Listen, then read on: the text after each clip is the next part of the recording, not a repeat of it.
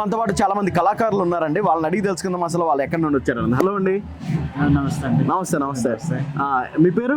నా పేరు కారమల్లయ్య. మాది విలేజ్ వచ్చేసి కోయరంగాపుర, వసరావుపేట మండలం, భద్రాద్రి కొత్తగూడెం డిస్టిక్. ఓకే. మాది వచ్చేసి కొమ్ముకోయ కళ బృందం. ఓకే. ఇప్పుడు ఇక్కడ ఏంటి మీరు డాన్స్ పర్ఫామ్ చేస్తున్నారు కదా, ఒక ఆర్ట్ అది పర్ఫామ్ చేస్తున్నారు కదా, దాన్ని ఏమంటారు? దాని పేరేంటి? మాది ఆర్టిస్ట్ వచ్చేసి కొమ్ముకోయ కళ బృందం సార్. కొమ్ముకోయ అంటే ఈ కొమ్ములు మేము ఎస్టీ కోయ, ఇది కళ బృందం దూలు. ఓకే. సో ఇదేంటి కొమ్ములు? ఇవి ఒరిజినల్ కొమ్ములేనా? ఇవి ఒరిజినల్ కొమ్ములు సార్, అడవిలో దొరుకుతాయి. ఎందుకంటే అడవిలో అయ్యాయి పోట్లాడి చనిపోయిన తర్వాత మేము మేకలు, ఆవులు, పశువులు తీసుకెళ్తాం కదా. వెళ్ళినప్పుడు చనిపోయిన తర్వాత అన్ని తీసుకొచ్చి మేము తయారు చేసి మేము ఇట్లా ఆడుకోవడానికి ప్రయోగిస్తాం. ఓకే. మీరు సినిమాలు కూడా చూస్తుంటారా? చేస్తుంటాం. బాహుబలిలో కూడా ఇలాంటిది ఉంటాయి కదా. మీ జాతి వాళ్ళనా వాళ్ళందరూ కూడా? ఆ జాతి వాళ్ళే వచ్చింది సార్. ఓకే. సో ఇప్పుడు ఎంతమంది వరకు వచ్చారు మీరు ఇక్కడికి? దాదాపు 16 మంది వచ్చాం. 16 మంది. మీకు ఏమైనా గవర్నమెంట్ అది సపోర్ట్ చేస్తుంటుందా? మీరు కళ కోసం తీసుకొచ్చిన కూలీలు ఇచ్చి పంపుతారు సార్. గవర్నమెంట్ అంటే ఇక మాకు ఇంకా ఏమి ఇల్లు గట్రా ఏమి లేదు. కాకపోతే వచ్చినందుకు అన్నం పెట్టి, భోజనాలు పెట్టి, వెహికల్ చార్జెస్ ఇచ్చి మా కూలి ముందు ఇచ్చి పంపుతారు. ఓకే. మరి ఇప్పుడు మీ తర్వాత తరాలకు కూడా మీరు ఇది నేర్పుతారా? ఇది వచ్చేసి మా తాతగారు మా నాన్నగారు మాకు నేర్పు, మా రాబోయే తరాన్ని మా పిల్లలకు మేము నేర్పుకుంటాం సార్. ఈ ఆచారాన్ని మేము పోగొట్టకూడదు. మరి మీకు జీవనోపాధి ఏంటి ఇక్కడ మీ ఊర్లో? వ్యవసాయం. ఓకే. ప్రధాన వృత్తి మాది వ్యవసాయం కూలి.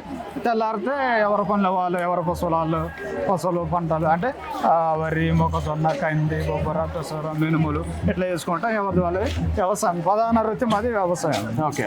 మరి ఇప్పుడు మీకు ఈ ప్రదర్శన చేయడానికనే ఇక్కడికి ఇలా గవర్నమెంట్ తరఫున వచ్చారు కదా, నార్మల్ గా ఇంకెవరైనా ఈవెంట్లు అలాంటివి ఏమైనా పెట్టినా కూడా వస్తుంటారా? ఏమైనా? లేదు సార్, మా ట్రైబుల్ తప్ప ఎవరు ఆచారం లేదు. ఇది ఎందుకంటే మన తెలంగాణలో మన ట్రైబుల్ దాంట్లో మాది ఒకటే ఉంది సార్. ఓకే. సో ఇక్కడ ఈ క్యాప్, ఈ పాగా కట్టారు కదా, ఈ పాగాకి దీని వచ్చేసి మేము తాటికమ్మతో చల్లుతాం సార్. ఇది వచ్చేసి లోన తాటికమ్మ ఉంటుంది.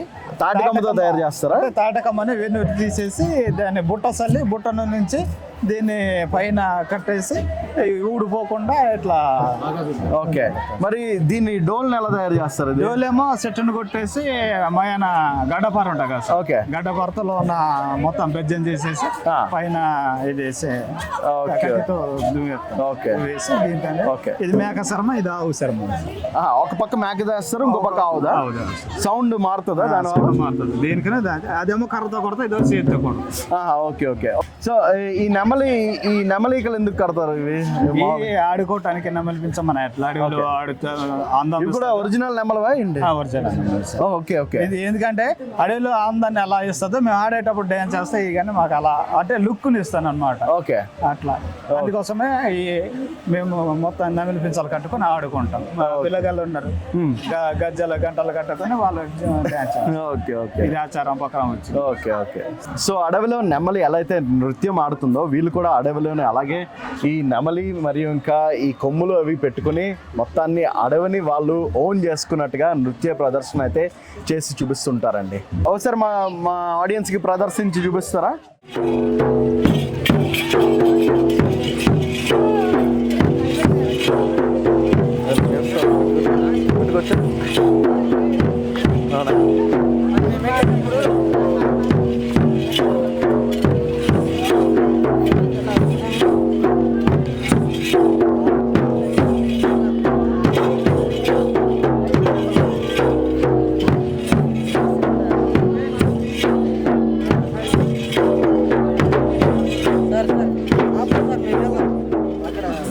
Okay.